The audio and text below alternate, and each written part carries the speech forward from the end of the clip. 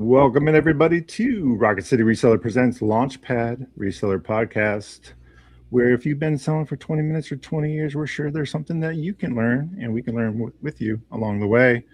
We are joined by none other than Tennessee treasures this homeschooling mama when she's not schooling her baby. She's schooling us in all things toys. Ellie's joining us. Hi, everybody.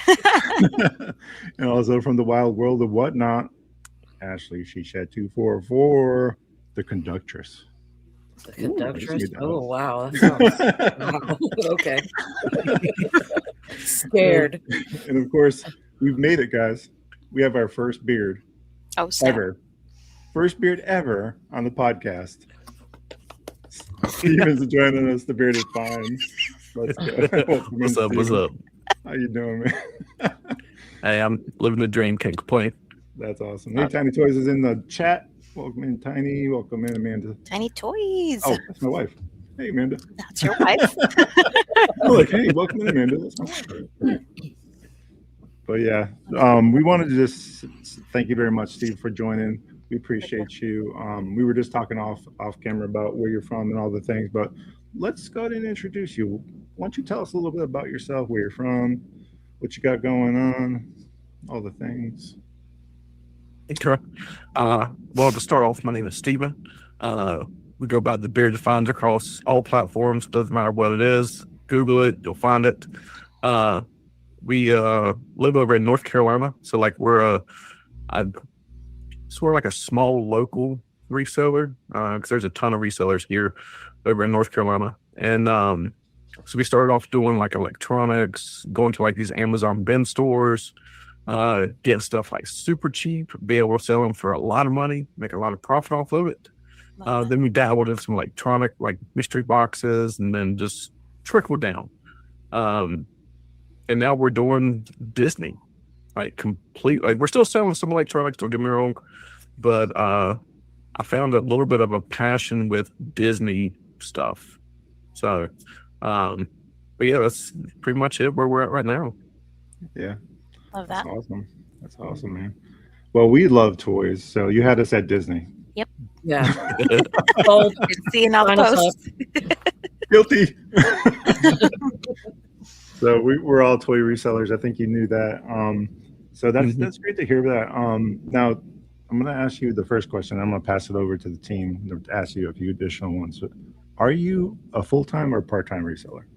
I'm going to throw you a little softball. So I'm a, I guess you could say part-time, like in quotes, because I don't care who you are. There's no such thing, to me personally, it's my personal opinion. There's no such thing as a part-time reseller because you're doing more work than if you might as well say you're doing it full-time. I mean, because you can be sourcing 5-6 days a week on top of that, plus trying to do some other stuff. So, in quotes, part-time. Yeah. I love that explanation. Yeah. I think Ellie had a similar explanation last week. I have I'm a part-time reseller with a full-time inventory. Yes. I feel like we all relate to that. We all can relate to that. Yeah. Absolutely. Yeah. Well, I'm going to open it up to the team. Ashley, what are your burning questions? Your hidden desires? Oh, God. Oh, my gosh. Well, my question is, what got you into reselling? What was the fire? What was the, oh, hey, let me start doing this? So believe it or not, like I started reselling, not as a company, but as just like here and there, probably when I was like 14, 15 years old. And it's just that thrill of being able to get something and haggle the price down enough. Like someone's wanting like, I don't know, for example, this little Disney Munchkin. Someone's wanting like $15 for it. And I'm like, well, that's cool, but I don't have enough money. I don't have $15. I've got like $5. And just trying to haggle that price down enough to where it makes it feel more comfortable to purchase it. And then also having to keep in the same mindset of like, that thing is worth like $20, $30. Like you still the tag and everything. So if I can get it low enough, and then if I get into a bind like where I need some extra money, then I know I've got something sitting on the shelf to where I can go and sell it, on whatever platform it is, and trying to make some money to, pay in the debt, or if I need to go get like some double cheeseburgers from McDonald's because I'm struggling, Oh then yeah. got something. Love that. Absolutely. Now we're talking. Yeah. We like to eat. If you haven't figured it. Oh yeah, I'm a big foodie. Oh my god, that's awesome. And then another question is, where all do you sell?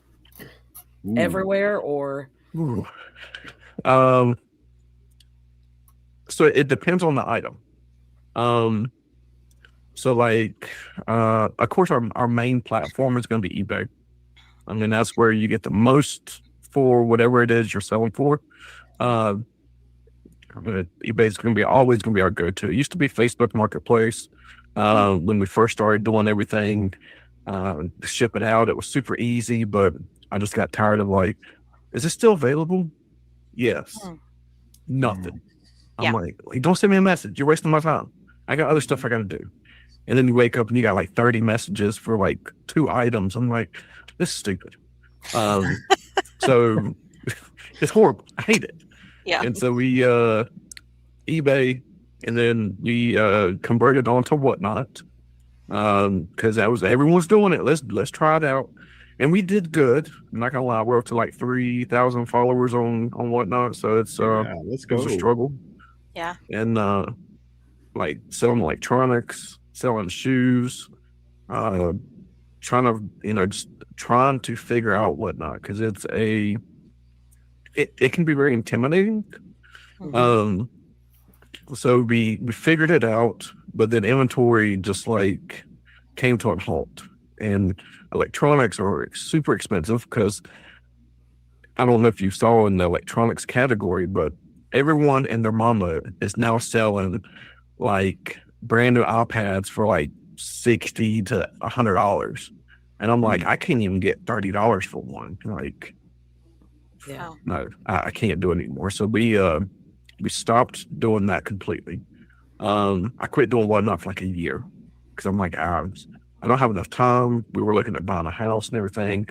But then my wife got hooked on doing like Disney doorables and Loungefly bags.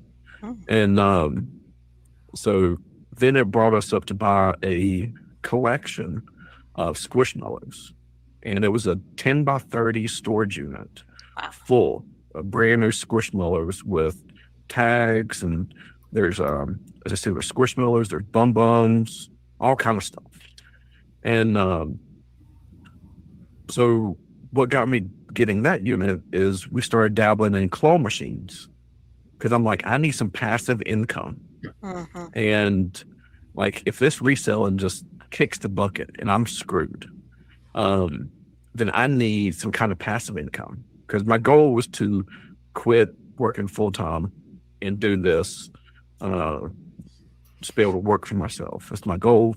But I'm glad I didn't, because we moved into a bigger house to where we got more room, to where we can fill it with all kind of junk now. And it's not junk, it's prized possessions, okay? It's money sitting there, okay? Don't call it junk. Profit piles. Well, you see my garage, and then you'll be like, oh yeah, that's good. That's some like Goodwill, like Life of stuff Reseller. right there. My treasures. But yeah, I got hooked on the claw machine stuff and started venturing in that a little bit. And then I got back on Whatnot. We did a couple of shows on the Disney category, and it's going really, really good. I'm very surprised. I'm very happy. I'm not going to complain by no means. And then there's the last platform. It's a very new platform that some people know about, some people may not know about it. It's called Palm Street. Palm Street is like Whatnot. It's a live auction. Fees are just a little bit less, so better for resellers. Palm Street started off by selling just plants. So if you go on there now, there's like, I don't know, maybe like a couple hundred people selling plants. And I'm like, how is this even possible? Like, you're going to sell plants? Blew my mind. Category and Whatnot too, I think. There is actually. Really? Yeah. Yeah. When Yeah. I first Yeah, came this- on, I was actually mesmerized by it. I fell Yeah. into this plant hole. Yeah. Crazy. Yeah, I don't have a green But thumb by we, any means. We kill Get everything. your plants. Our children are I- still so I alive, though. talked to what was his name? Mike, I think his name's Michael from Palm Street. And he was like, yeah, it's all started selling plants and everything. They do like thousands and thousands of dollars each day selling plants. I'm like, don't tell me that, because then I'm gonna be like, I'm gonna go buy some plants and see if I can sell them. Because you that's gotta grow the what I plants. do. I'm going to buy some fake plants and sell them. There you Like, go. look, these won't die. They won't damage. Like, you're good. Mhm. I'm gonna Absolutely. go down to Nah, man, Joanne it's- Fabrics when they're going out of business and buy all their fake flowers. So that Yeah. makes the name make more sense. I've heard of. I just downloaded Palm Street last week. I think Hmm. I was approved to be a seller. I haven't done anything with that. I don't know what the toy category looks like over there. So Small, so room Yeah. to grow. That's good. I didn't see the kind of loose toys. Like I seen Doorables and Jelly Mhm. Cats and like the big things, but I didn't see like the kind of stuff that I saw. I don't know. Maybe I'll give it a try. Yeah. Well, Yeah, yeah. so If you look at it this way, it's new, right? So you could be the very first one to start selling that. You could be the OG for the new platform. Oh snap! Just saying. I got a new Here we name for go. Steven. The Bearded Wisdom. Hey, Oh, There's wisdom in all that I mean- beard. I might be young, but I've seen a gonna lot of say, stuff. I was saying you are young, and let's talk about that for a second. When did you start God. reselling? Let's talk about it. When did you start reselling? Was it something that you discovered at an early age, or is it something you came to over time? Like, what was it? Like, what year do you recall? So I'm 36. So Man, I need to get Start- a beard. like, I You look started- great. thank you. Hey, I got some grays. Like I keep it cut back. Like don't let.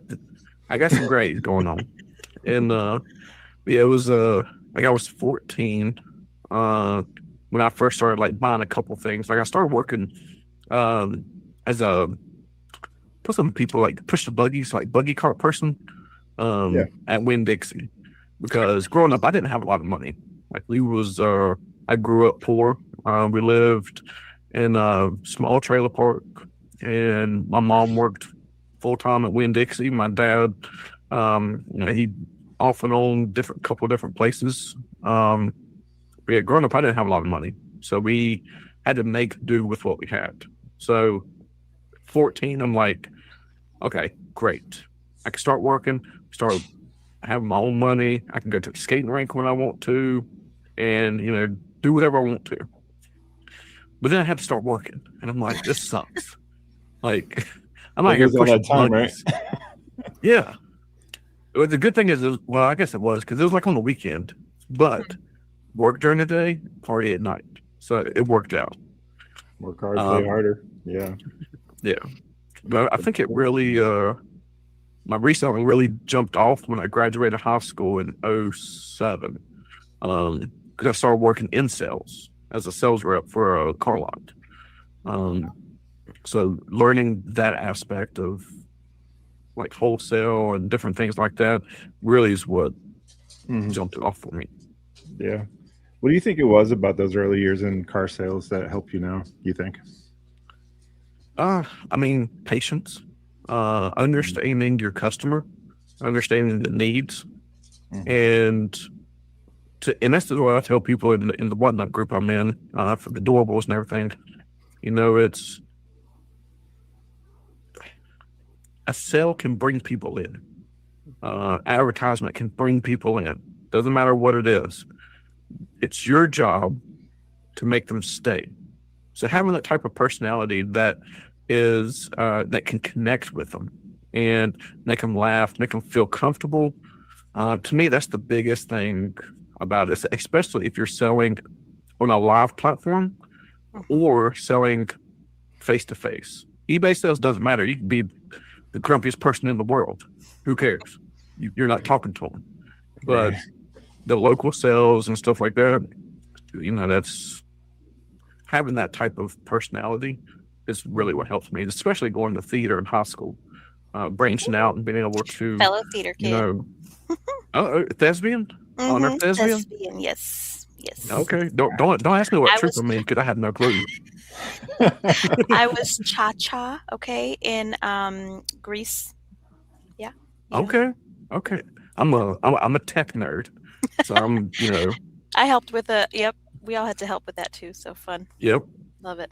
Okay, I did but yeah, props. this, I helped in props. That's it. Okay, guys. Nobody's see? gonna be live speaker like up in it. No, but yes, props.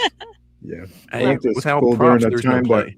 I was going to say I went to a school in a place that had no drama other than the kind that we brought from home.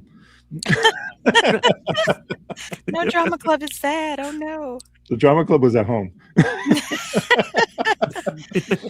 BYOD? BYOD? Yeah, Bring your own drama? Yeah. Helps with reselling though. Let me tell you, being able to mitigate that. So, thespian, auto sales. Mhm. Then I'm starting to see a theme here. So, I think for live reselling is the future of reselling, in my opinion. I was going to ask you. Oh yeah. I think Ashley and Ellie can agree that that's the writing on the wall. You hear it a lot in some of the bigger names. You know, Gary Vee will go on and on for years about it. People need to listen. So all those things are starting to roll up into one now. Your ability to deal with customer service, right? I would assume as an auto sales rep, you had to deal with, taking your shot and being disappointed, so. Oh yeah. Taking risk and doing those things. How has that formed you as a entrepreneur as well? Because I would consider all of us resellers as entrepreneurs. What do you think is the key takeaway with that? So that's tough. Do you feel like it was something that informed your decision when you finally were to do eBay, or was it something that you used as a tool in your toolbox, I guess? I mean, I would definitely say it's more of a tool. Okay. Yeah, I've never been asked that. Yeah. We get deep here. It's like a therapy session. Right. Yeah. Think about it. Which is good. It's good though. We're gonna dig it up. Bury it, then okay. Resuscitate it. Okay, ask me one more time. Let me process. Yeah. This. Let's talk about it. So, auto sales. You're becoming the person. You're the rejection, all the things, right?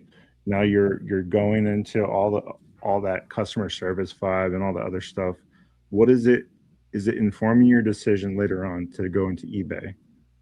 Is it helping you with other things at the time that led to eBay? Like, what was the transition from Steven Thespian auto sales to online selling?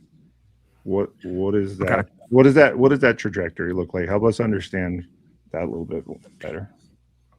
So I would say the main decision to do all this stuff, the idea of being acting and being the car salesman and stuff like that, I would prefer to sell face to face because it's all on acting. You create who you are with that person at the time. Now, when we started changing over to eBay, it was during the year that no one wants to talk about because of Capital C. COVID. Yeah. A lot of us came up during that time in reselling. So yeah. Weird time. And I met started watching Harry Tornado then. And like seeing his growth just take off. I was like, that's crazy. But yeah, that was it had to change how we do things. If that time wouldn't have happened, I don't think I would have did eBay because I like talking to people. I enjoy, if I could go to flea market and set up every single day, I would, because that's what. It's going to sound really bad. I know it's going to sound bad when I say this. You can make someone buy something for a higher price by just talking with them. Then if they see it online for a There's a lot certain of price, they're truth. like, Yeah, there's a lot of "Hmm, truth to that. There's a psychology to this. There is, and there is." Psychology in sales. So definitely. Amanda said in chat, she said, I feel like that would help develop a persona where you can adapt and appeal to people in order to sell. And I think that's where you were going. Sounds like you guys are like Mhm. lockstep in that thinking. That makes sense because when you think about Whatnot, it's called a show when you set it up, right? A show, Mhm. which speaks to your, ability to have a persona. I don't want to say you're acting because you are your genuine, authentic self. There's that. Let's just be clear. But also, people come to be entertained as well. It's not only buying. So I think Yeah. that aspect of it, and correct me if I'm wrong, it sounds like maybe eBay is a very lonely thing, or it can end up being a very lonely thing, whereas Whatnot is more of a interactive ability to engage. And it sounds like you're more of that type of seller where you like engaging from what you just said. Oh yeah. So that all tracks with you, and yeah. Yeah. I mean, I think with eBay, I mean, eBay's great. Don't get me wrong. Like I said, if you're trying to get the most for your item and you're looking for like consistent sales, eBay all day long. You can track the history of the item. You can see your, listed versus your sold. Should I pick this up? Especially new resellers. If you're new, then I highly recommend starting with eBay, because if you're just getting into it and Learn then to you're starting resell, to right? want to do whatnot, Yeah.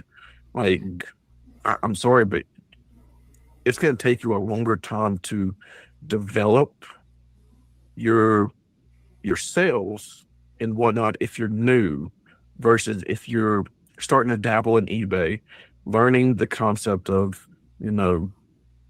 sold, listed, and etc. Because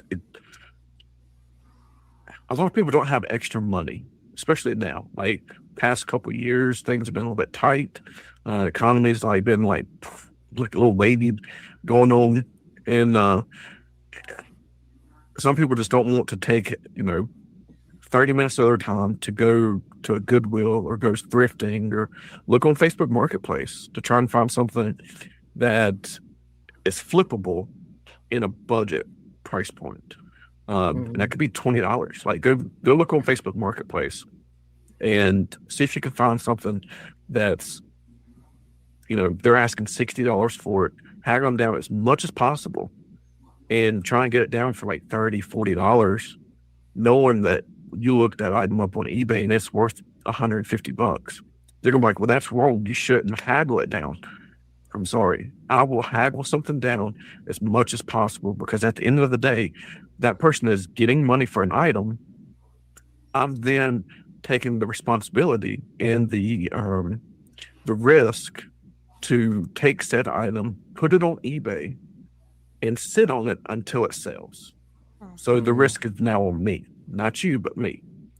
So, There's something to be said about the art of the deal. I think I think a lot of newer resellers that are coming up kind of maybe have lost that quite a little bit, just a tad. We're from a bartering culture, I would say in general worldwide. I mean, that's how selling started, right? To barter services and trade, right? So I think it speaks to that at its root, and there's nothing wrong with haggling.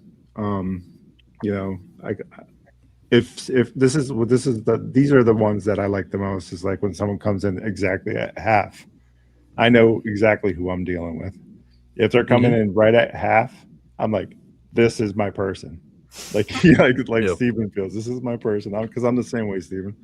I walk up to a yard sale, and I did it not too recently, where before Squishmallows went the way they went, but walked up and I was like, how much for these Squishmallows? And he was just like, $7 for this one, $5 for this one. I was like, how about I do you the favor? I said, how about if I took them all for 20? That way you didn't have to bring them back in the house. Mm-hmm. He was just like helping me load the car. I spoke to his inner person, right? The guy that that's his wife was inside. She probably gave him hell later, but have that conversation and speak to the fact that they don't want to bring this stuff back in when you're at a yard sale, and it's okay to haggle and it's okay to do this. You know, be shameless in your reselling, and it's okay. Mhm. Let's normalize the fact that it's okay to haggle. A lot of people find that icky. Ellie, what do you think?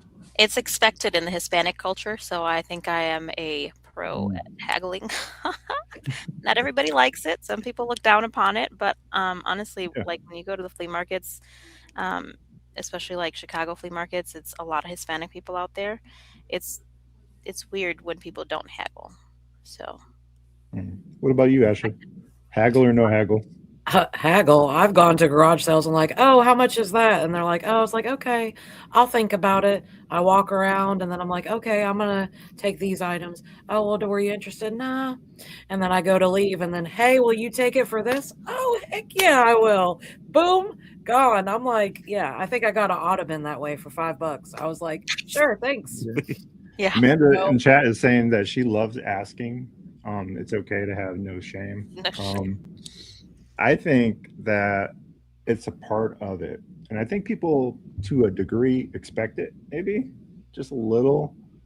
But once you roll up to a yard sale and they have eBay sheets printed out, I don't even know at that point if it's worth it. I would Yeah. just probably turn around and just keep it moving, put your resources But and your energy somewhere else. I was gonna say with Yeah. that, it's one of those Yeah. things too that you got to test the waters. So if they have Mm, those eBay sheets out, it's like, hey, this is what it goes for. And then two, it's does it even go for that, or they just printed out some sheets? Because I'm seeing a lot. So Facebook Marketplace, yes, but I have drop sites where people post items and they're like, it's vintage toys. Look what it sells for on eBay. And I'm like, no, those are listings. They're not even sold Yep. comps. So you have to, and it's like, so some people will just put that to kind of like, hey, it's worth this. But at the end of the day, it's the same concept as Bob. I really don't want to take that back in, and the likelihood of me ever getting that amount of money is slim to none. So, but I'll be the first one. Yard sales, and I know I'm probably gonna mess up a whole lot of people, but if there's a lot of clothes, I'm out. I don't even stop. I keep Mm, going. I want all the other stuff. I'm just not a hard clothing goods, yeah. person. I'm not that person. But the other one, garage sales, if they don't have prices, I'm like, okay, that's where you test the waters. And it's like, Mm, okay, Mhm. hey, how much is this? And then you can start gauging it. And then you start getting, and then it's like you get a feel for it. So I think some people are like, oh, they don't have prices. I don't want to ask. Or they ask on one item and they're like $40. And it's like, oh, that's ridiculous. Keep picking up more items because sometimes they think it has greater value, the first item, and something else they don't think has value, and so you can kind of gauge that too. So yeah, that's a good love point. A garage very, sale. very good point. Like Good. perceived value is a funny thing, right? mm, Mhm. I have this Hot Wheel car that I paid $1.75 for, right, or whatever it was. Um, there's somebody out there that maybe can't find this in their area. Perceived value all of a Mhm. sudden changed, right? Now, right. is it still worth $1.75, or is it worth more? And that's what the art of reselling is. Mm, Some people find that icky, but hey, listen, Walmart does it, right? Are you mad at Walmart? Do you go in there and ask for a discount? No, because they work with suppliers. I consider my yard sale and my vendors suppliers, right? well, let me say this. Wholesale connection, retail is what I'm doing. How am I any worse or better than Walmart? Leave it in the comments if you think I'm worse or better than Walmart. Here's the thing, though. Every I think garage sales is different because every sale is going to be different. You never know if somebody's out there really trying to make money or just trying to get rid of stuff. Hmm. I used to sell it at flea markets. And when I tell you I had a 10 by 30 storage unit jam packed with stuff, I'm like begging people to take stuff. Please take it. Like, you know, and I'm going to give you a good deal. And the more you take, the better deal I'm going to give you because I don't want to take all this crap back home.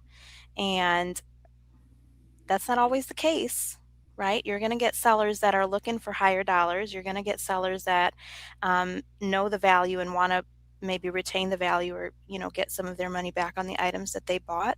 But so many times, um, even at garage sales, because we're consumers, right? Over consumers. Mhm. We have all kind of crap. I think we can attest to that better than anybody. But even the regular home that doesn't resell just gathers so much stuff, and when they take that stuff out for a garage sale, you're going to see the free yard sale leftovers at the end, or somebody please come pick this up. So I'm not sure they understand the hate for the haggle because like me on the other end as a flea market seller, please come haggle, please come make a deal, please come take some of this stuff, right? You just got to load it up at the end of the day and bring it back.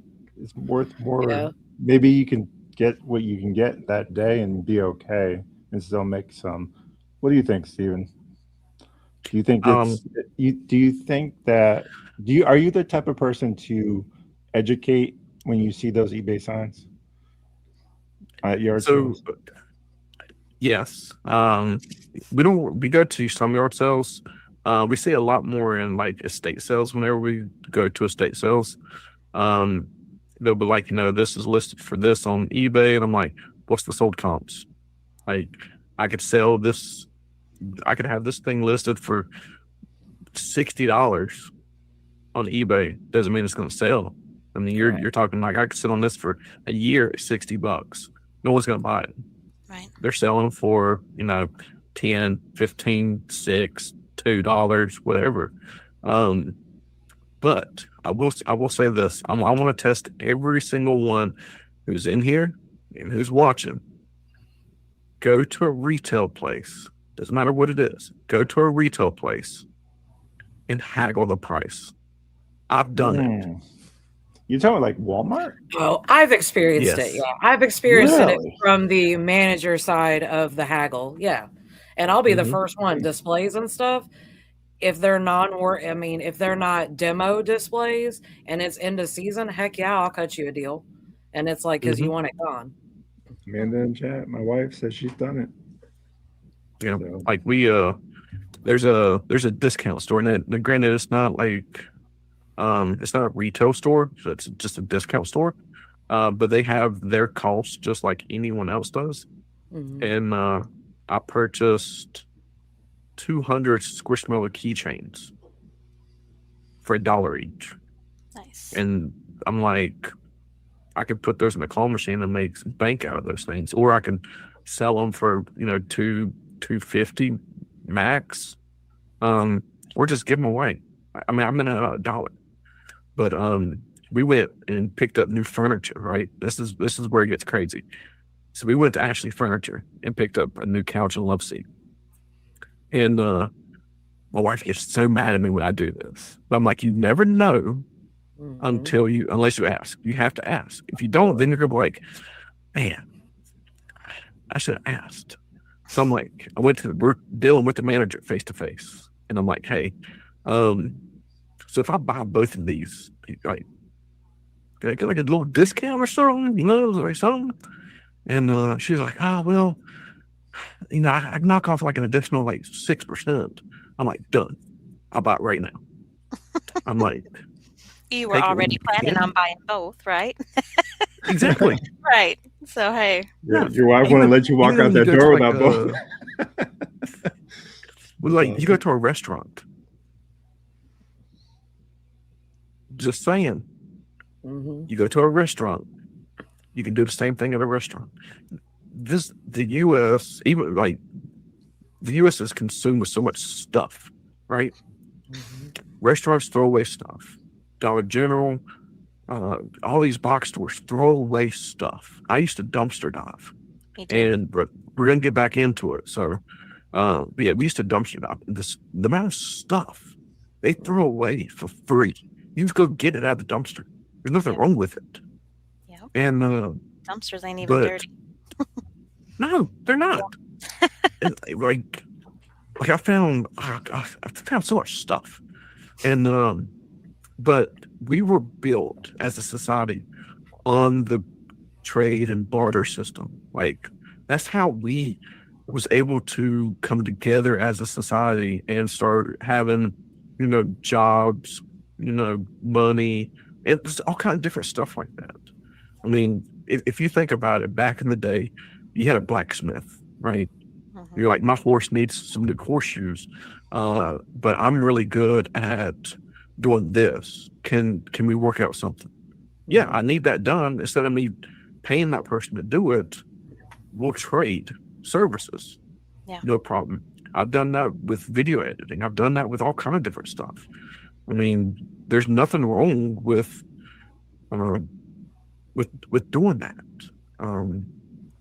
Some people get uncomfortable with it, but at the end of the day, I mean, you're only hurting yourself if you don't ask. Correct. Yeah. Love it. I think my wife signed into my other account. She said, tell Krista she's coming, I think, to hold her legs while she's digging. Must be like a poo in the panda thing, or a poo in the honey pot. As she's digging in the dumpster, she'll help. While she's in the dumpster diving. She said she'd help. Yeah, she would definitely help do So she's went with me once. She get like when we did dumpster diving, she was very nervous about it, which is understandable. I mean, because you're like, I don't care what people think of me. I don't care I don't care. It does not bother me whatsoever. I can be wearing sweatpants and a t-shirt, going out shopping, do whatever. I don't care. I don't care what I look like. At the end of the day, I answer for me, and I answer to one person, and that's it. I don't care what other people say about me. Nothing. So, but some people have that persona where they're like, I don't want people to see me doing this and think different of me. And I used to think that. Yeah. At some point, I lost that shame. Well, I think that goes to, like, that's even with reselling in general. It does, because I think we've had different conversations. Like, you go to the thrift store, you're coming out with this whole buggy full of toys, and they're like, oh, are you buying those for the kids? Yep, sure am. And keep it trucking. I mean, I've never had somebody, I think once, I go every Thursday to a local thrift store. Thursdays are for thrifting, FYI. I go every Thursday. I'm always buying toys, other stuff. And one time they're like, do you resell? And I was like, holy crud. Nobody's ever asked me that. And I was just kind of like, I don't know how to answer that. And I was kind of like, no. I was like, no. But I mean, they're not dumb. And at some point you start learning the regulars who are going in. But I think there is shame in it. And then I think, like, for my generation, I say as a collective, I don't want to speak for everybody here, but we all grew up poor. I know I did. Like, I remember my mom telling me, like, we had a spoonful of peas left and we saved it. You know what I'm saying? Like, we grew up like that it was considered, and I don't know why, going to the thrift store was considered a faux pas, like, oh, you're so poor, you have to go there. And then now to see it, that all, like, if you look, social media, everything, it's the coolest thing ever, like, you need to go. Yeah. And I'm like, what? So the stigma is somewhat left, but yeah, there are those negative connotations with both. Absolutely. Yeah, I think it's trendy now because who wore it better, my grandma or I, type of thing, you know what I mean? Grandma had style. Let's face it. Now all these, Gen Zers are going into thrift stores, and they're just like, want to wear those trendy things that, I just think that this changed the game. Once everybody started sharing and uploading, and people started seeing, oh, you pulled that out of a dumpster, you pulled that out of a thrift store. Like, I need to go try. Yeah, I think it's natural. The era of TikTok is what blew everything up.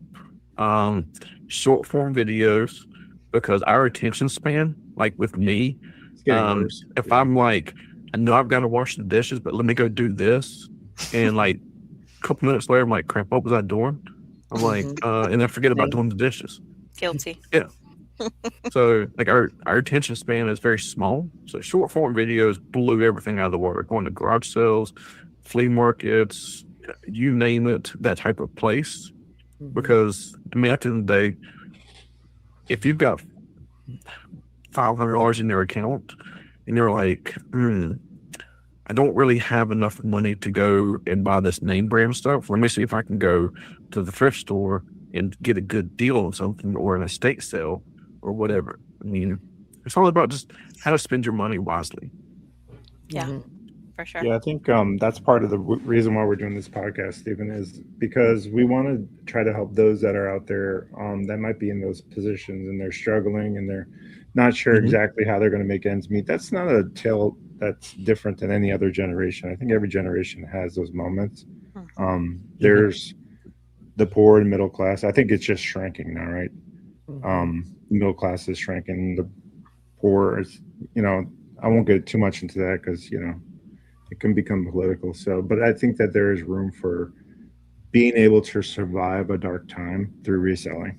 What I mean by that is that you can use this as a lever to make the difference between maybe missing a mortgage payment and maybe not missing a mortgage payment, or putting food on the table as opposed to not, or paying for your prescriptions, or something to that regard. If you're retired and having to try to maybe go back to work because of your 401k and how it was invested or whatever, there is room here for you. Even though there's a million of us reselling, I'm telling you there is still room because your unique perspective, they can't take that from you. That's your unique eye for something. There's something that you are passionate about. And when I say you, I mean the collective, whoever's watching this right now. You have a unique perspective on things. You can go out there and find that item that brings you passion, enjoyment. I guarantee you there's an entire community out there that would enjoy seeing what you have and what you're, even if you are creative, right? You take stuff and you upcycle it. There's so many different ways to do this. You have not a lot of money, curbside pickup, right? You see stuff on the side of the road, curbside, upcycle, Facebook Marketplace. Get your cash roll up, right? Next thing you know, you're taking that cash, you're using it for other stuff. So there's ways to do this. So be encouraged if you're out there and you're listening to us, that there's room at the table, and there's always room here on this podcast for new sellers, and also in our community. We're all on social media in some way or another. Feel free to reach out to us because we're building a reseller community on socials, and we want you to be a part of that. So I'll go ahead and get off my soapbox and get back to the conversation. But it's what I'm passionate about and why I want to do this podcast and what I enjoy about reselling. Because I am a part-time reseller, and you're right, there are no part-timers out there. Most part-time resellers are more probably passionate than full-time. I'm just going to throw that out there.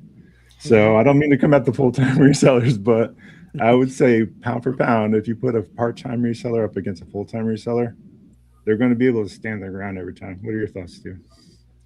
Oh yeah, I mean it's all about that grind. I mean, part-time people, there's a reason why they're having to do it, right?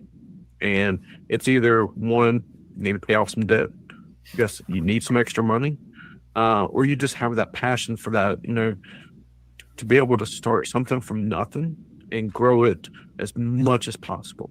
Scaling it from $5 investment to now, your net worth is $20,000-$30,000 that you've got in the bank account because you're grinding. It's an everyday hustle, regardless of what your passion is. It could be making bread. I mean, you can make bread for a living. Call it artisan and go down to that's your hustle. Yeah, call it artisan and go down to the what's that called? Marketplace, like down in your local town. Those guys are asking $30 for a loaf of bread, and they're getting it. So yeah, how's their bread any better than yours? Exactly. I mean, there's a lady that I work with. My full-time job. I'm a full-time sales rep for a textile plant. So I mean, granted, yes, I am a sales rep full-time, but one of my coworkers, she just started doing this, and she makes cakes. She loves making cakes, making cookies, and all kind of stuff. And I told her, I was like, why are you not doing something with that? She's like, well, I just don't have the time, the money. And I'm like, that's the excuse. Time, you can make time for it. It takes 40 minutes tops if you're making cookies from scratch, maybe. I don't know. I just eat them. I don't make them. But say it takes less than an hour to do it. Okay. So you do that. You start making cookies. You sell cookies at an event. and now you're known as the cookie lady or cookie person. You know, it's all about taking something that you're passionate about and turning it into something. With each one of us specialize, even though we might all sell different things, each one of us specialize in one particular item. And I know that item off the top of my head. I know everything about that item. And am I passionate about it? Yes. But I'm also trying to learn other things to try and grow in those categories, just like what we're doing with Disney and stuff like that or whatnot. But the whole saying to that is full-time resellers versus part-time resellers. Full-time, they just do it from, a couple of hours a day. They've got the income coming in, right? Because they've got X amount of dollars coming in. But part-time resellers, they have to keep it going. Because if you stop, that's it. Like we took a break, and I challenged myself to do this on eBay. I quit selling on eBay. I quit listing. I quit taking pictures for about a month, 2 months, and my sales dropped down to like $3,000. And I'm like, okay, $3,000 is a lot of money when you're looking at your dollar wise on eBay, but growing it, like I pushed myself to like, okay, I gotta list some stuff. Let's get some stuff sold. And now I was able to get it up within 30 days to like almost 11. So I'm like, anyone can do it. It's just stop watching TV all the time. Scrolling Or on if you want to TikTok. watch TV, Doom You gotta scrolling. work. No, Well, that's yeah, the thing, right? absolutely. I think that's what it is a lot of times people will, I don't want to say complain, but let's just face it, we're human. At the end of the day, comfort is a hard thing to break through. If you're comfortable, are you surviving or are you thriving? I've spoken about this many times. I won't drone on about it, but there is something to that. Growth takes breaking free from comfort. You are never going to reach that level of, sure, you can win the lottery, you can be that lucky person, but even that takes choice and opportunity. You have the choice to walk into a gas station and buy a lottery ticket and the opportunity to do so because you have $1 in your pocket. So even that takes that. Some people call that luck, but you have a choice and opportunity to be a reseller too. Which one is the better option of maybe striking, success, right? But that comes at work. A lot of times people say, oh, well, you're so lucky on whatnot, whatever. They don't see the 11 p.m. nights and the 5 a.m. mornings. They don't see the grind and actual, hundreds of thrift stores you went to before you found that thing. You got to intentionally put yourself in front of stuff and grow yourself to a point of discomfort to be successful. And this is what anything, not even take reselling out of it for a second and just focus on your career for a second. Be uncomfortable. If you are scared to death, guess what, friend? You're doing it right. You are actually, you're thriving and you don't even know it yet. You are terrified. Good job, because you did it. You figured it out. But be the person that takes that energy and uses it to further the needle. And I'll stop there. So I get going, Stephen. I get going. Reverend Bob's going to come out. Well, so I mean, take what just happened this past weekend. We just went through the Super Bowl, right? Yeah. So you look at the linemen, right, on Team A, Team B. So Team A might be, 6'8", probably not 500 pounds, probably like 350 pounds, all muscle. And then you got a guy that's on the other side of the line that is a little bit shorter, a little bit smaller. And you look at them two, you're like, oh, the dude that's jacked, he's got him. But it's that dog that's in that smaller guy that's going to be like, no, I'm not going to let him push me around. I've got this. So just keep that in mind. Like, yeah, there might be people out there bigger than you. What is it? Yeah, there's a question in chat. Tiny and I think Amanda both had they want to know if you sell anywhere other than eBay, Palm Street, or whatnot. Do you sell on Mercari or Jamba or any other sites?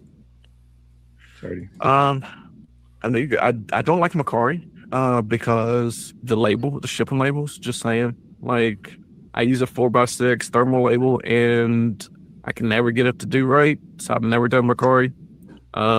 Hit me up after this. I got you.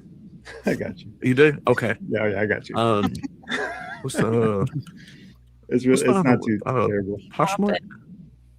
Poshmark and Depop and yeah. What else? Say what's Jamba? I don't know what Jamba is. Jamba? I've never heard Jamba. Okay, me either. I've heard of Jamba Juice. Yeah, we're still technically on Poshmark because we went to that era for clothing and shoes and stuff like that. Maybe one item per 3 months, if that. But would you sell clothing? Poshmark is like. Yeah, I was just gonna say, would you sell clothing? Like, say you're over it, right? You're over the quarter zip.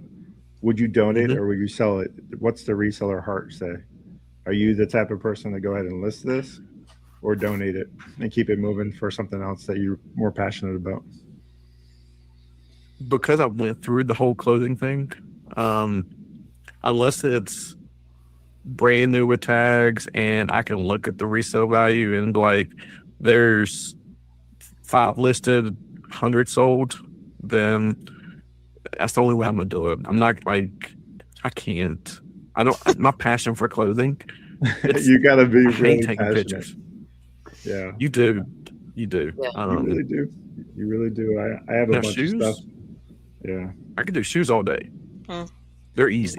There's just something about, I don't know. Let's talk about shoes for a second, because Nike and all the brands, right? Everybody goes for this. Man, the shoe resellers at the bins, whew, crazy. Do you think that there's just something about it? I feel like there's a stigma around shoes. Like, obviously they're trendy right now. Top 5 in eBay, matter of fact, for resale. So if you can find the right pair of shoes and be trendy and all that stuff. So my thing is, I can't get over the smell, Steve. Like, what does that look like for workflow? I mean, it's a used pair of sneakers. At some point it was worn, you know. I just can't do it. How do you deal with that? I mean, I don't know about y'all, but like, there's only certain brands I look for, especially like if we go thrifting. Because I mean, Skechers, I can be working my time. I look for Hoka,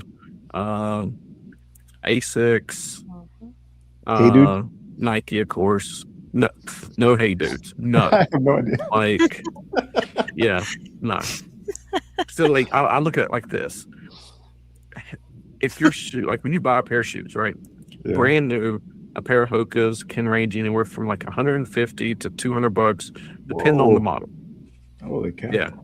Yeah. And so like that's if you're buying them brand new in the box. That's not going to like no discount store or nothing like that. So the reason why those are being donated is because runners clock their miles, and so they run in that particular shoe X amount of miles, then they go to another pair. So runners will keep 2 pair typically of running shoes, and they'll alternate in their shoes, so that way their feet don't hurt. So Asics and Hokas are really good about that. So you're not going to sell those to another runner, because I've been asked so many times on eBay, do you know how long, or do you know how many miles were ran in them? Like, oh, that's interesting. I never had that question.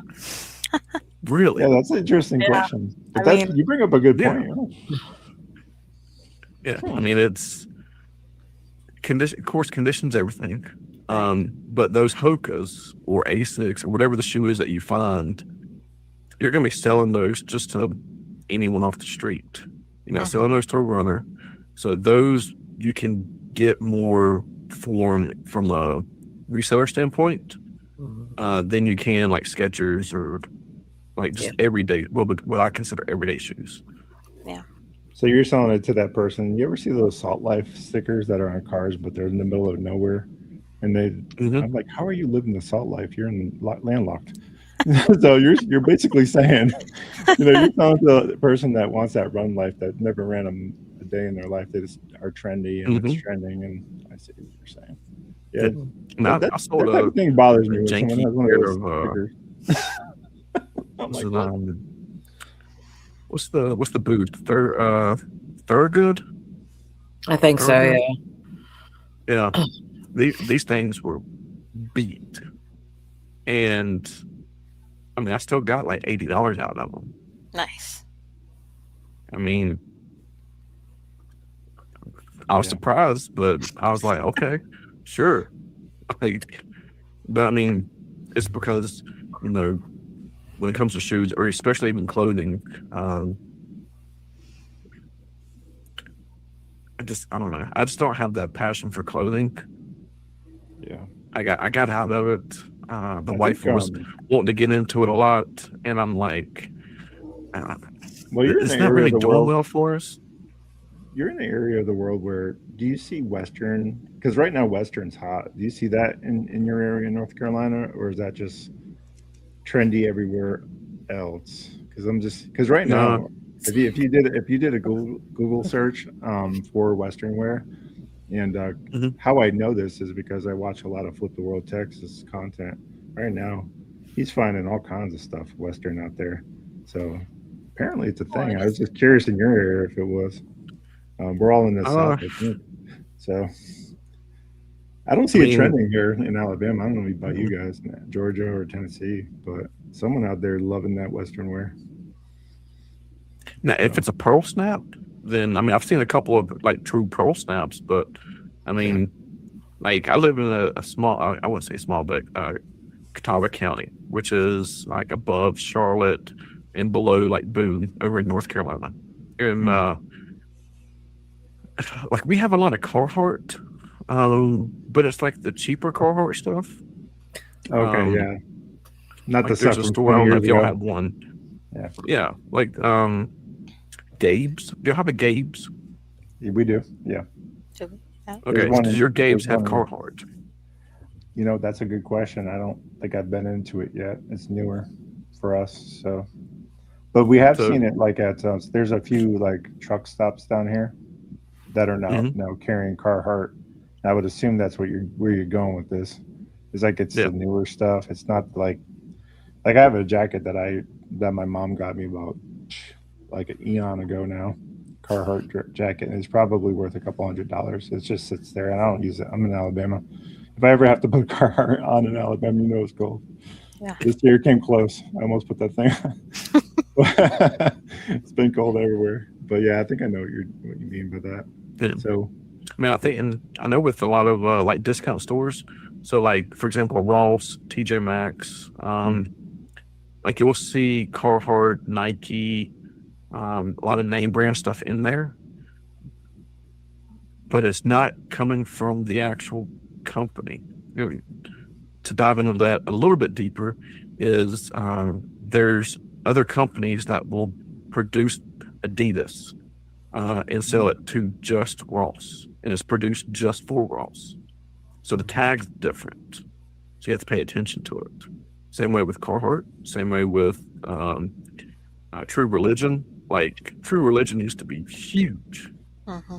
and like you don't really hear about it anymore. And it's because of that simple fact. There's other companies that will produce that product and have the okay to do it, but it's not the true version of it. It's made using cheaper products. yeah, Um, and that's the reason why they can sell it at Ross and TJ Maxx and etc. Because it's using cheaper stuff. The company I work for full time is a thread company. So I sell industrial sewing thread to said companies, these cut and sew facilities.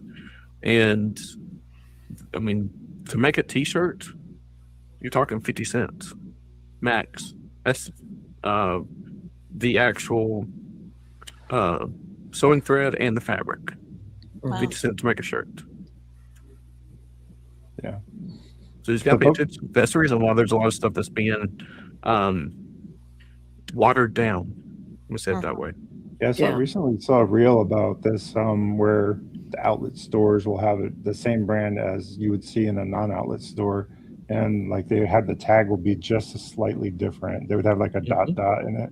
I forget which brand it was. I think it might have been Lululemon or one of those type of brands, where it's different because of that reason. So it's not as worth as much because it's an outlet brand. So you got to be really careful when you're outsourcing clothing, apparently. So that's an entire life. I know that's where it's just like, I think, as you put it, you have to be passionate about what you're selling, and you have the knowledge from the clothing side because you did it, and you having that knowledge is power in that aspect as well. And having that knowledge, even though, hey, I'm not selling in that category, is amazing. But you have to have that passion for it, because otherwise it's like, okay, it's clothes. And I think that's, and to no fault of, and not saying dogging anyone that sells clothes. I mean, that's great. It's just not up my alley. And I think that's what it all comes down to, is you have to be passionate about what you're selling. I think for us, I'll speak for myself. We've talked about, the three of us have talked about, we grew up with this stuff. Like, we were kids at one time. Like, it's the nostalgia, it's that memory with it that's associated with it, that it's like, I'll be the first one. Strawberry shortcake, Rainbow Bright. I'm like, oh my gosh, I found a 1984 Sprite. Oh my gosh, I want to hold on to it forever. You have to have that. And for me, and I'm just saying it because we've kind of touched on it, and you talked about selling on whatnot. I've watched your shows. You are charismatic. You keep the audience engaged. It is so hard at times because it's just you. And all you're getting, and it's a whole different platform. You're not getting, as you said, that communication, that face-to-face. You're getting it in a text, but you have to keep that rhythm going. And absolutely. So it's hard. I know it's hard at times on there to be like that engaged and everything else. So we just did a show today in my truck. It's I can never say the name. Munchling Monday. God, horrible. And I told him, I was like, because I did one last week, and I got to work from home because it snowed. I'm like, sweet. I was like, I'll jump on the train, we'll do it, and had a blast. So I'm like, what was I saying? Steve representing North Carolina, Apex Jeff. Jeff. Oh, Jeff in health. Welcome, Jeff. But yeah, so I told everyone in the chat, I was like, look, I'll do a show, but it's gonna have to be like after 12:30. They're like, why? I'm like, because I'm gonna be at work, and I'm like, I'm gonna be doing this in my car, and I'm like, I'm freaking out because we used to do it in our car, but it was with electronics. I'm holding up big items right in a car, which is fine. I mean, we're talking about selling what was it? Look at all those toys back there. I know, I love that plush. I'm back. Oh, look. So I don't know if you can see. Oh yeah. There we go. Yes. I recreated the this way. I recreated the claw for my finger. Yeah, I recreated the claw from Toy Story. You saved our lives. We are eternally grateful. Fantastic. All right. So yeah. What is this? So this is Disney Adorable. Same thing as the mustard. Let me make you big so everybody can see what you're talking about here. Yeah. There we go. Yeah. So this is a Disney Adorable. This is the info blue. Shout out, whatnot. So info blue. So to sell this thing, you gotta rip it on camera. You gotta rip it on camera. Yeah, let's rip it. Let's rip it. All right, Chad. Let's see what we got. Roll. Whatnot. All right, Chad. What is it? Oh, look at there. You got Ariel. Ooh, He's so cute. Nice. I love this Cool. influence series. I hate them. All the pieces? Is it all the pieces? Yeah. Because you drop one of those. Yeah. I'm like, I got to put these like little seaweed pieces in this little tiny hole. And I got these like sausage fingers. So I'm like, what am I doing? You're doing this in your car. Yeah. But luckily, I will say this: the He had muslin Munchlings. don't Yeah. come with this, and but they smell. Yeah. Muslins smell, and so I'm like, okay, we'll do it. So we went in there and we started doing the show. Logged in 12:40. I'm sitting in my truck. They're looking at me. I'm like this close to the camera. Like, I'm all right, 'Cause you people. have to Let's read do it. the show. I'm holding up a box. I'm all right, Chad. You know, bid. You got to do it. You got to do it. And bam, it worked out. But my truck smells like fish now because I pulled so many Donalds. Yeah. And if you don't know what Donald is, it's the sushi, and it smells like freaking fish. Damn. Oh no. Yeah, That's That's what I my was, truck and smells that's what like fish. I wanted to circle back, and because I'm not on any other static sites except for drop sites, Facebook, but I mainly sell on Whatnot. I'll be the first one to tell you I'm not front facing. I'm always hands down.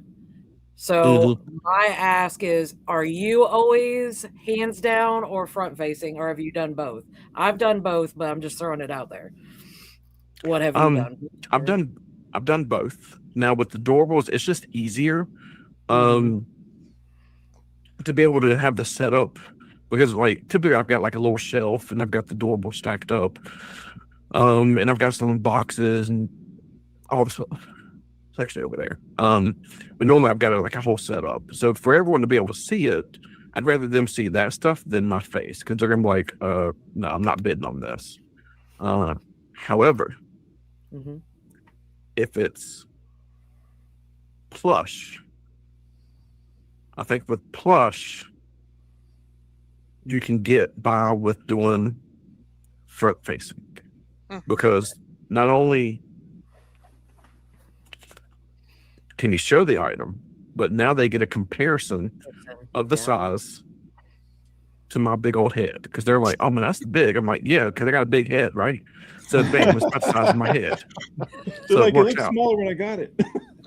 Yeah, they were like, I thought that was the mini one. No, it's not. I got a big head. But no, I mean, it's really on how comfortable are you.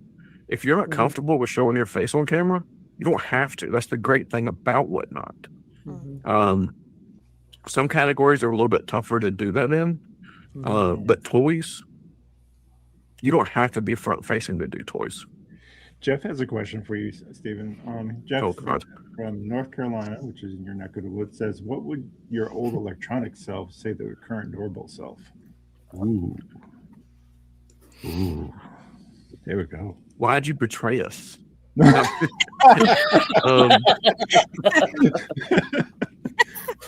Adorables, man. Yeah, I mean, I'll say this. I think they would understand, knowing the fact it's all about, entertaining, making money. If I'm doing an electronic show and I'm not selling anything, or if it's going for way less than what other streamers are getting, then I'm going to have a bad attitude. And with the Disney stuff, granted, yes, there are some, like we've had a bad show, like where I didn't sell anything on Whatnot. But then the next day we did a Wednesday show on a raid train, and I did over $500 on doorables. Nice. So, I mean, it's or Whatnot. It's all about your profit, really. It doesn't matter what item you sell. It could be electronics, shoes, or whatever. At the end of the day, it's all about your profit. Is the profit margin's the same? Yeah, Tiny Toys in chat said tiny stuff sells well. People love tiny items. Look at the G.I. Joe accessories, just the accessories, like the old ones. They sell more than a movie or a video game. Right. I mean, it can even sell more than a full console, depending on the console that is. So, I mean, you can't sleep on certain things, but if you don't know that certain thing, then you're going to sleep on it, because you have I've passed up toys over and over and over again because I don't know toys. I know the toys I played with, Pokemon cards, PlayStation 2, stuff like that, yo-yos, etc. But I didn't because I didn't have a lot of stuff growing up, so I didn't have those kind of toys. My toys had to last me, so like I just don't know toys like that. I don't even know doorables. My wife knows more about them than me. I'm just the one selling them because I can entertain. I'm the entertainer. Yep. So Thespian. Let's talk about your partner in crime, Crystal with a C. oh god, yes. Now, she obviously is helping you along the way. I had the pleasure of meeting Steven and his lovely wife a couple of years ago at the first Nashville reseller meetup. Can't say enough about them as people. Just know that for being true. How's she feel about reselling? How does that work in partnership? Those are my first two questions. So when I first started doing this, she didn't understand. She did not understand it. She just thought, that was set price for item. That's what you pay for item. No haggling.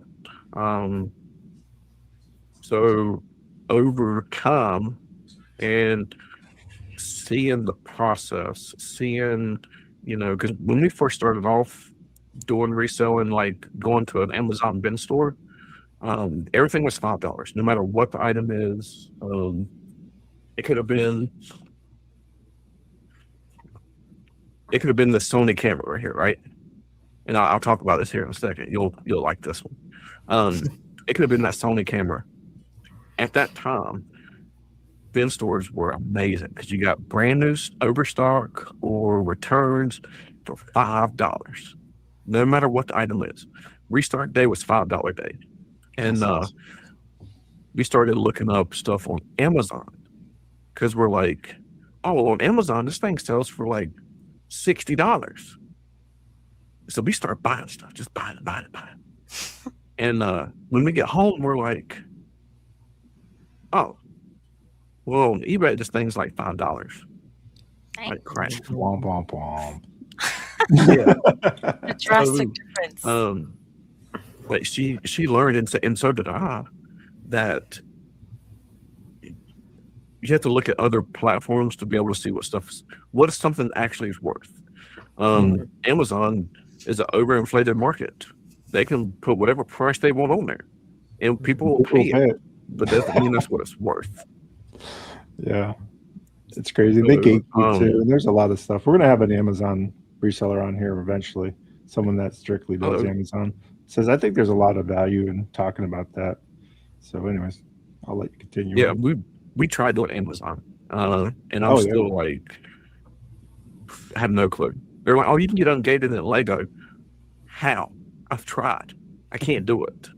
But anyway, so it's that she learned like the process of trying to find stuff cheaper, and like we've talked about it before. Like if something ever happened to me, and I'm not here on this earth anymore because my time's up, what would you do? She's like, I would probably keep doing this. So she learned a new skill set. And I tell her all the day, every day, I'm like, you can point out something that's worth a lot more money than what I can, even though she's never done this before. Like we would go to the bin store and she would be like, oh, this thing looks really nice. And I scan it and it's like a $400 makeup brush. And I'm like, what? Like I would have never picked that up. But she just has the eye for really high-end fancy stuff. That's why this is what I was talking about earlier, perspective and why there's room in reselling, because you and I would have walked right by that, but she saw the value automatically. Quality has a certain feel about it. I had Junk Monkey Treasures on our old podcast, We Don't Give a Flip, and Junk Monkey was talking about a little bit about the quality in an item. And if you're not sure what that quality is because you grew up like the rest of us here, put yourself in front of it. Go to a retail store, go to a Rolex store, ask them to see the watch, put it in your hand and feel it. That's what he was talking about. So get a sense of feel for quality. You don't necessarily have to purchase it, right? Go to some of the outlet malls, or maybe even beyond that. Go to some of these higher end stores and start touching what a cashmere sweater feels like. Yeah. You know, Yep. get that tactile feel and that knowledge and the weight and all the other things that come with that, and do your research that way. You don't necessarily have to buy it, but now that you have that information, you know what it feels like, you know what it weighs, you know what all the things. Educate, educate, educate, execute. All right. When you're out and about and you find that stuff, you'll be like, yeah, I know exactly what this is because you did the work. So Yeah. I mean, it's yeah, like just like that. there was another Amazon bin store, and they were getting iPads and tablets and computers like crazy. I'm talking about brand new, sealed in the box. And I pick from my buddy all the time when I talk to him about this. They brought out one of these what we call watermelon boxes. It's pretty much a Gaylord box cut in half and full of stuff. And so they pull it out on a pallet jack. They get it all lined up, and everyone just surrounds that box, like just waiting to jump on it like a spider monkey, just waiting on it. And just like at the Amazon bins, or at the Goodwill bins, exact same concept, right? So we're standing there, and I look down, and I just see this little squiggly line, a white box. I'm like, oh crap, I know what that is. Like, I'm looking around, my buddy Jimmy's beside me, and I'm like, God, I wonder if he sees it too. So they pull the pallet jack away, and they say, all right, go. I just jump on it. He gets his hands on it, and we're sitting there. I'm like, you know what? You're my buddy. Take it.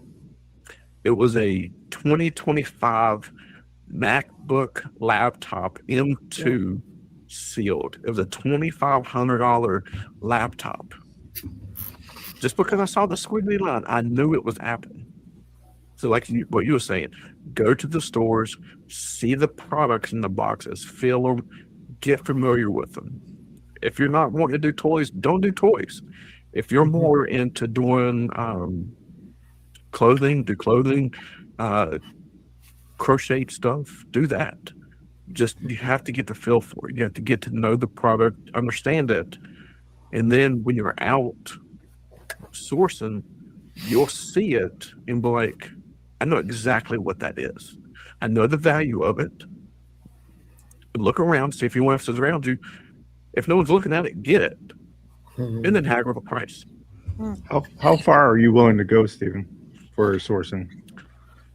Outside let's say you're not, your 20-minute, 30-minute drive. How far are you willing to go? We drove to Atlanta to pick up a load of heated jackets, like brand new heated jackets. So I mean, that's about a 3-hour drive.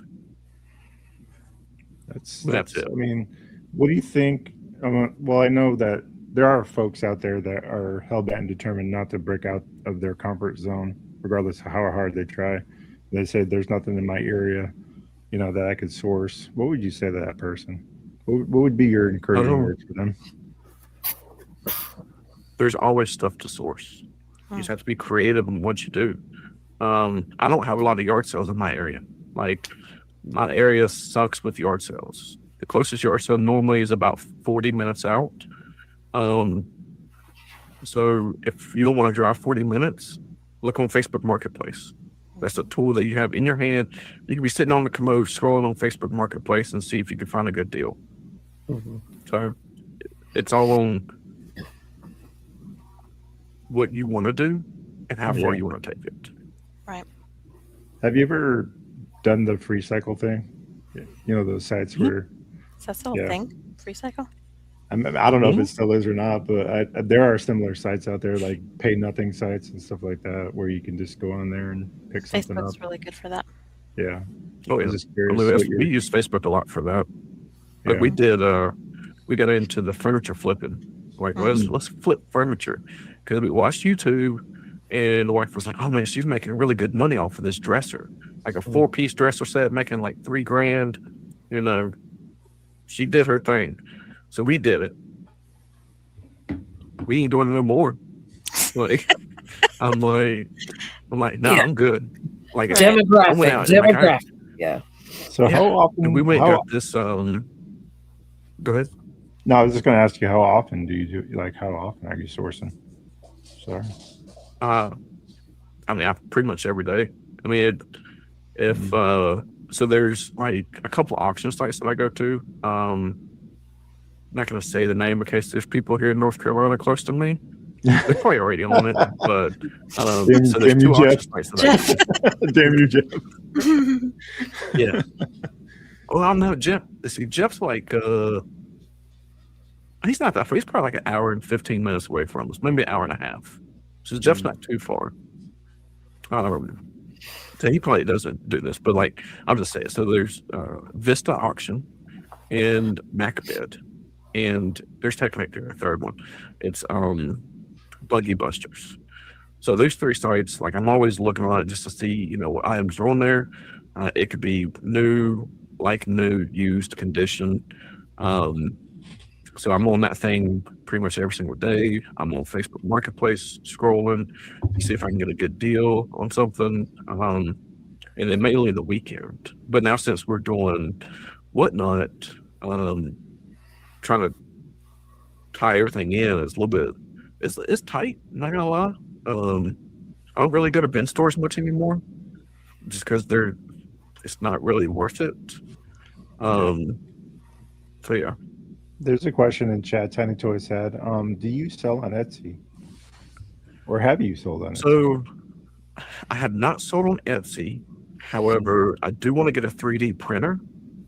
So that way I can create little couches for my doorables or just some kind of stuff to sell along with the doorables. Genius. Right? I love that. Absolutely And, genius. Display see, shelf. yeah. So, but I feel bad because I was talking to my wife yesterday about this, and there's already a seller, and I want to ask you guys this opinion, see what you think. So, there's a seller who does this already. They create all the accessories, couches, stands, all that stuff, right? And they're on Whatnot. Do you feel that it's taken away business from them if you want to start that up? Now, keep in mind, this is not just like going to the Goodwill bins and finding toys and stuff like that. Like, this is custom pieces that are being made by you to sell just like how other people are doing it. How do you feel about it? When you go to the grocery store, you see how many different bread in the bread aisle. How many different brands of bread are in the bread aisle? I mean, there's room for How many everybody. manufacturers there? This goes to what I always say. Ooh. How many, there's different cheeseburgers. There's McDonald's, Wendy's, and Burger King. Mm-hmm. Are they all delicious? Yeah. What's your mood, right? Do I trust you? Like, where's the trust? Where's the built? Where's the branding? So for me, it's okay to take an idea, but Ellie and I were talking about this earlier today. It's okay to take an idea, but it's how you execute the idea. Right. So if you could creatively think of a way in execution, so in my mind, that's when it's okay. I'll let She Shed 244 from Whatnot. She has the insight and perspective. Let's hear it. The biggest one is there is no, and I mean, if we're real about it, there is no such thing as original idea. It's like at some point, everyone has come up with something and it becomes that similarity, and it becomes, I guess, in the reselling world, somebody might be butthurt about it, but once again, we're in America and there's no such thing as a monopoly. So I'm just saying, I say go for it. You have that option. It's like, do you want to go to Target or you want to go to Walmart? You have options. Free market, put the options out there. So it's a free market. So that's where I'm going. It speaks to it. I mean, this is what see here in the States, and if you're watching this and you're not from the States, it might be harder to understand what we're talking about, or maybe not. Maybe it is a free market wherever you are watching in the world. Capitalism is probably one of the most talked about political things right now, but what do you do with that? What do you do with that, Ellie? I don't know about that, but back back to the question at hand, right? What you're saying is like, so I think I was watching on Whatnot still when durable pens started coming out. When there was one durable pen seller, and then there was 5 durable pen sellers, and now everybody sells durable pens, right? So Yep. like, what makes this any different? If you can put your own creative spin on it and put your branding on it and sell it, do it. I don't see anything wrong with it. I don't think that takes away from anybody's Yeah, business. it comes down to the creativity of it. See, and that's how I think. Being in a community is different for me because I've never been in like a niche community selling these little tiny things. And people take these things very seriously. Yeah. And I did not understand that until I saw someone trying to get $500 for a durable. And I'm like, are you crazy? Excuse me. I'm like, that's a none. I'm not doing that. But these collectors are very serious about it. And so going into the community, it's like, I don't want people to think that by me doing this, I'm trying to take business away. I'm trying to do it to grow my business. But they'll look at it as like, oh, you're just doing it because so-and-so did it. And I'm How's that like, any There'd be different no Wendy's if there's only McDonald's. And mine is, you're going to have that mindset. There's going to be people that are like, hey, I came up with this idea. Oh, well, so-and-so. And it becomes, it's how to put it. The Whatnot community, I think we all have talked about it. It's an amazing community. But then you also have other aspects of that where people within the community are like, no, it's like, this is my toy category. This is what I sell. I do this. That they have that mindset. So you just got to kind of feel it out. I think if you're coming from a genuine place and this is like, hey, I'm trying to make money. I'm not trying to steal anything from you, but this is what I want to do it. If you're coming from that place of honesty and integrity with it, then go for it. There's going to always be somebody that's going to get mad about it or like they copied my idea and all that sort of thing. But it's like, honestly, who had the idea for, you've been selling it first. Maybe I've been thinking about it for 4 or 5 years. You never can really pinpoint it. So, yeah. Yeah. I have a great idea for your 3D printing durable business. Hear me out. All right, I got some outlandish stuff going on. Oh, I have some ideas too. I already had one. I'm going to tie it back to your beard. You need to 3D print beards for your durables. Let's go. I done unlocked it for you. So, it's awesome. Believe it or not, there is a category for durables. What do they call it? It's dismantled durables. And so like they'll take a durable just like this one, and then they'll make it look evil. Demontic durables. That's what it is. Oh, okay. So like I saw one where it was one of the night guys had the sword up. They had the other on top of the sword. It was the durable head going through it, and I'm like, the dark side of durables, a legit thing. Horror durables, yikes! And I'm like, people are doing it with precious. That's crazy. Moments. They're doing it with little people. You see them where they're taking like a old dollhouse and they're creeping it out or whatever. I forget. There's a word for it, but yeah, I could see how that would do really well on Whatnot. Yeah, a niche within a niche. Correct. Yeah. My idea was, I don't know your thought process, but I feel like you need a Toy Story couch to put your Toy Story durables. Like you can start doing themed. I don't know if that's where you're going with it, but yeah. So there's the person who does this. There's like 2 sellers in the Disney category that do 3D printed stuff. I think, or there could be. I think there's 2, like the main ones, and so they do themed shelves. Like it's like the shelves that they do for these things are ridiculous. I'm talking about like beautiful shelves, And, I mean, they were asking like $40, $50. Oh, And say I'm that like, that's cheap. I was thinking like 50 and like a 70. diorama type of thing. it's like That'd be an yeah. interesting approach to doorables, right? Create a diorama and just like have all these doorables doing crazy, outlandish things inside of it. There you go. There's an idea. Yeah, You guys are it's welcome for all my ideas. The beards. so I do want to start doing like 3D printed beard bottle openers. That's one idea I got. Yeah. I think that's a fantastic job. Stephen, we're at the Yeah. time in the podcast where we do this thing. We do this thing and we started doing it. You know, and you're part of the Epic February lineup. You know, we're having Stephanie Fuson on. We actually did it with her. We recorded it. So it's going to be dropping. So yours is actually going to come out first. I think, actually, no, I'm sorry. Jimmy was first. You're second. But that's okay. I wouldn't want to. I mean, I guess I could follow. It's okay. I'll But take anyway, I'll take second place.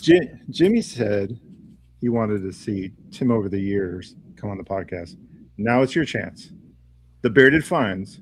Who would you like to see on Launchpad Reseller podcast? Let's go. Joey Bada Bing. Ooh. Joey Bada Bing. Patrick. And the reason being, I haven't seen him. I haven't heard from him. I know he took a little time off, but Joey Bada Bing was my guy. And he was always a good dude to talk to, full of energy, classic. I mean, overall, good guy. So, Joey Bada Bing. Joey Bada Bing, you've heard it here. We're calling you out on Launchpad Reseller Podcast. The Bearded Finds admires you, wants to hear from you, and thinks that you can uplift our community and add value here. And we would love to have you on. So, in all seriousness. So, we're going to open it up to chat for more questions for you, Stephen. And I think you brought a gift for everybody, if I'm not mistaken. There was talk of a gift. There's a talk of a gift. It's first time ever, by the way. Here. See, you bring a beard on, and this is what you get. That's so cool. Yeah, like, this is like a legit like podcasting like mic. It's got like the. Let's make this big so like folks can see. Let's do this. Yeah, let's do that. Yeah, there we go. So it's got your knobs, everything. You can connect it to like the little arm. Heck yeah. The base comes like disconnected. Very, very nice. Yeah. Nice. So how does this work, I'm gonna say Stephen, how does this giveaway work? Let's the folks understand what's going on. Okay. Right? So back in the day, we used to do this all the time. Whenever we would go live, do live unboxings, and I'd give away one item in the box, no matter what it is. So we have a wheel. Yeah. So the wheel. So whoever's in the chat. There it is, right here. The YouTube giveaway. You gotta like, subscribe, and comment. Yes. So you have to. That goes across. Not only do you have to subscribe to the Rocket City Reseller, you have to comment in here. You have to be live. Once this launches and it goes later on down the road, then fortunately you're not going to be able to enter because you have to be. Sorry, not in replay, only live right now in this moment. Yeah. At timestamp 1:33:45. Let's go. Wait, what time? We're an hour and 30 minutes. We're an hour 30 minutes into this. Oh. I was like, wait, what happened? So yeah, whoever's in the chat, put a camera emoji if you can. I think you can do camera emojis. If not, then do like a. Know what you do? Put beard in the put beard in the chat. Yeah, put beard. Just the word beard. Put beard in the chat. We'll know that you're in for the giveaway. So if you want to be in the giveaway, you have to be on YouTube. You can't be on Facebook. You can't be on Instagram. We're broadcasting and we're also coming through Spotify. So you have to be on YouTube. Okay, Rocket City Reseller on YouTube, and come in. Jeff's in on the giveaway. Apex Jeff NC Okay. is our first entry. So what I'll do is I will type your name onto the wheel, Okay, and whoever gets pulled. 3399's in. Okay. So whoever once the wheel starts spinning, whoever it lands on, you have to show me. You have to send me a message. Show me that you're subscribed to the Rocket City Reseller. If you're not, you don't get it. So you have to be subscribed. You have to comment, and you have to like the video. So far, there's no likes on this video, on this live. There's none, which is ridiculous. What are you guys doing? Come on now. Got to get that like on there. Look, Comment. I'm gonna be the first one. Okay, so we got one. There's one on there, which is me. I just did it live. So Amanda's lying. That was not you. I did it. I saw it. I'm just kidding. So Can be get in there. Don't miss out on the chance to win a podcast, Mike. Y'all sleep in chat is what she's. Yeah, I'm sleeping. So this mic right here is like a $60 microphone. What are you doing, chat? Let's go. Let's go. Let's look at it again. Right, let's look at it again. Okay. And I'm gonna shut up so you can go over the rules one more time. Okay. So completely free. You're not having to pay for shipping unless you want to. That's up to you. I paid for this item myself. So I wanted to do something different. I wanted to step up the game for other people that come on here and be like, okay, I gotta bring something. I gotta bring something different. So we're doing a free item. So I'm going to look in the chat and have however many people have the word beard. Your name's gonna go on the wheel. And right before we're about to end, then I will spin it. And then you'll just message me on Facebook, Instagram, whatever you want to message me on. That's the same name, The Beard Defines. And you'll message me, show me that you're subscribed, and then give me your address, and I'll send it to you. Easy peasy. Easy peasy. You heard it here. All right. Y'all make sure you follow now. You got to remember, you got to follow, like, subscribe. Steven's on YouTube as well. Check out his content. He has great stuff. You know, if you're into that Amazon bin stuff or picking videos, stuff like that. He's been doing this a lot longer than us. And I can't say enough about his character as a person. So you guys will want to make sure that you're following him. He's an insightful young man. And it's interesting calling someone who's 35 young man, but here we are. So make sure you follow him. Make sure you follow him because you're gonna know all the things about reselling. He's a reseller's reseller, and this is proof of it. So make sure you go ahead and follow him. And we're gonna go ahead and get back to the podcast right now. So let me try to make this bigger if I can. There we go. Alrighty. So notes. So we're going to open it up, like I said, to questions. Let's see if there's any more questions. If you got your burning questions and I did not get to them or I missed them in the comments, and I'm sorry about Instagram and Facebook. I can't not see your comments because StreamYard is not working right. But I want to encourage you to still ask them, and we'll come back to them later if we can. So reach out to Steven or reach out to us on Facebook, Instagram, and we'll get those answered. But now's your chance to ask those burning questions.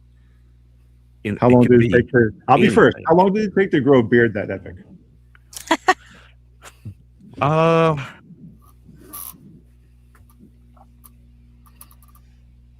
A year. Right, probably not this long. I used to keep it nice and clean with the chin strap, everything. I used to shave. I literally got shaved like every 2 days because I'm hairy as all get out. Right, here's the first question. So ready?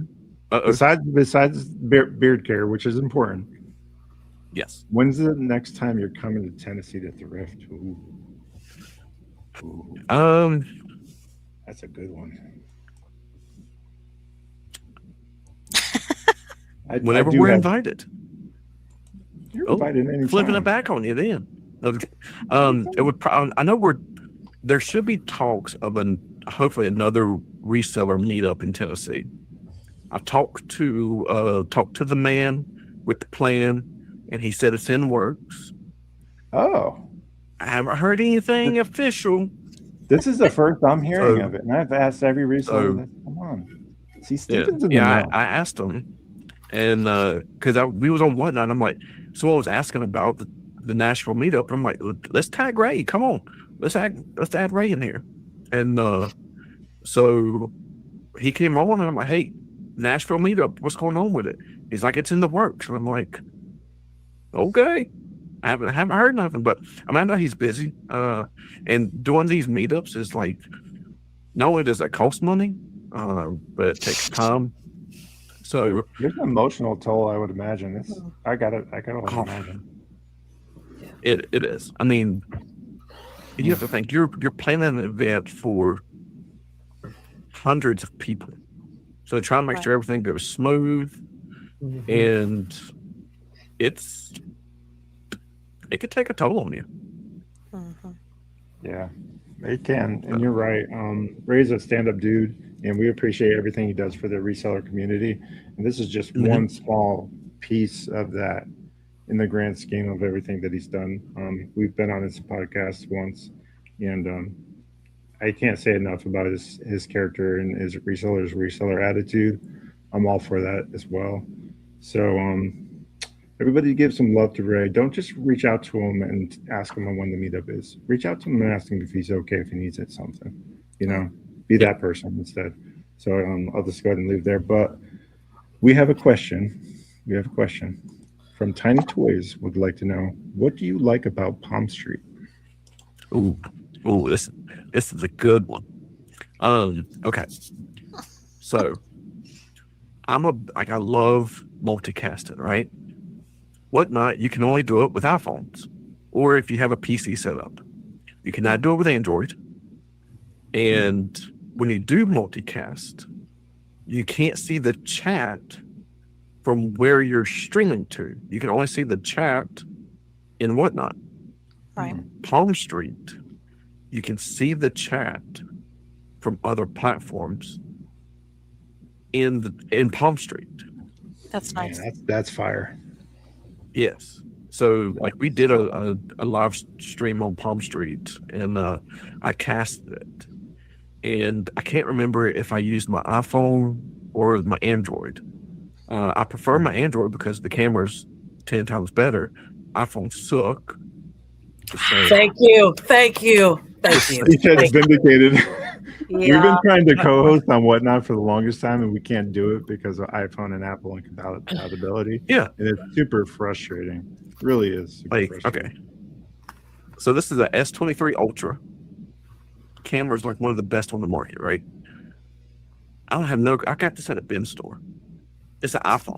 This thing is so blurry. I'm like, it's struggle. So, now don't hold me to this. I'm pretty sure on Palm Street you can use Android and multicast. If not, you still have to use iPhone. However, you can see the chat to YouTube, Facebook, wherever you want to stream it to.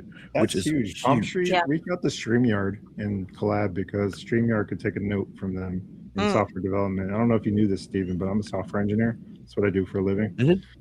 That's super important, figuring that out. So they can definitely take a note there. We had another question for you, by the way. Let me see if I can pull that up for you.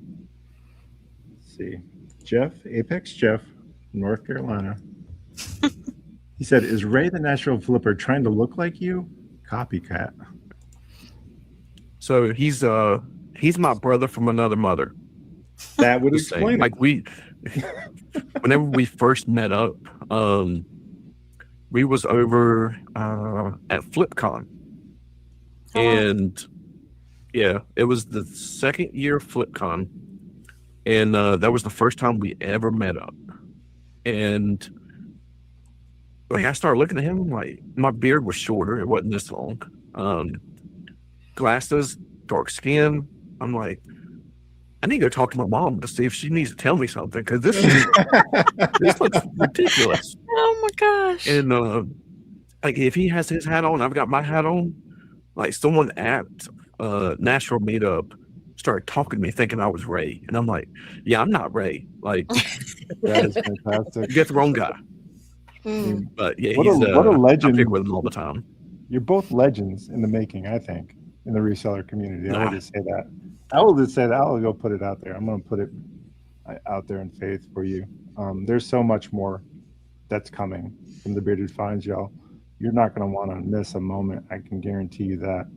Stephen, we want to thank you and just say so heartfelt thank you for being on the podcast. It means a great deal to us. It really does. I'm going to open it up to the team for final thoughts, and we'll get yours in closing, and we'll also do the giveaway. So we'll start with Ashley. Final thoughts for Stephen, or even I say viewing audience. go for the 3D printing. Don't think, go. You already had the idea. Go. Full steam ahead. Yeah, Love there it. you go. I just want to say thank you for coming on and bringing a kind of new, fun thing, a giveaway. This is our first giveaway on here, so that's really fun. And hopefully we get this meetup running, and hopefully we see you then. I think I think you're featured on my YouTube from one of the meetups. It was I think it was the first one because we wore the Walmart shirts. Yes. Yep. Yeah. You're right. Was it the first one? I don't remember, but whatever that one was, that's Yeah. I remember the Walmart thing. Yeah. So very fun. I hope to see you again in person and get to know you a little better too in person. So I love Oh it. yeah, definitely. And then I just wanted to say thank you once more, and I just want to remind you guys that being a resellers is super important. I know I'm broadcasting to a lot of different places right now, and you're hearing the sound of my voice. I just want to remind you guys to be kind, be generous, be open-minded in your journey along the way. Don't forget your humanity in reselling. And I'll leave it there. And we're going to go ahead and have Stephen work on the giveaway here and see if we can do it. Are we doing it live, Awesome. Steve? Yeah, we're gonna do it live. Heck yeah. Heck yeah, let's go. You should be able to see the Make sure that you remember you have to like, comment, and also put beard in. yeah. So whoever's still left in the chat, make sure, because we've only got 4 people on the wheel. So your chance is 25% right now. So if you're still in there, put the word beard. I want to make sure all 4 people are still in here. 1 in 4 on the live chat. 1 in 4. Do you have to add the if you're wheel to the stage? yeah, you can take away the giveaway logo. I'll go ahead and remove that, and I'll go ahead and add this here. There we go. Fancy. There we go. Okay, so we've got all right, so Kim, Jeff. If those 2 people ain't here, you ain't gonna know. Oh, they might be getting the boot. Okay. No, you're not excluded. You're in chat. You're active. Kim's Yeah. in here. I think Yeah, they're all here. Everybody's here. Kim, I see Kim, Jeff, Amanda. What about is Tiny Toys? Yep. Tiny Toys is still in okay. here. Yep, she's still in Okay. here.